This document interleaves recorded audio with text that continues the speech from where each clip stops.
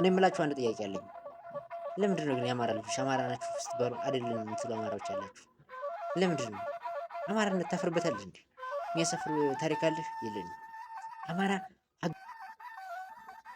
ማርያምን አይደለም አማራነት አያሳፍርም። አማራን ማለት አያሳፍርም። አትፈርበት፣ በማንነት አትፈር። ኦርቶዶክስ ነህ ሲልህ ነይት ነው የምትለው ወይስ አይደለሁም የምትለው?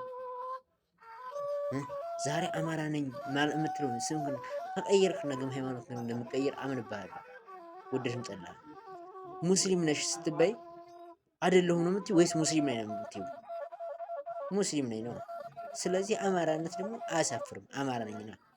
እነሱ ኦሮሞ ነኝ ሲሉ እንገላቸዋለን እንዴ? እነሱ ኦሮሞነት ሲሉ ግን እናሳዳቸዋለን እንዴ?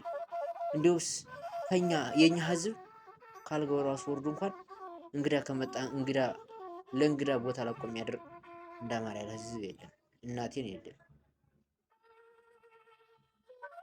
በጣም የሚገርም ትልቅ ታሪክ ያለው ህዝብ ቢሆን እንደ አማራ ያለ ህዝብ የለም። አማራ ሀገር መስራች እንጂ ሀገር አፍራሽ አይደለም።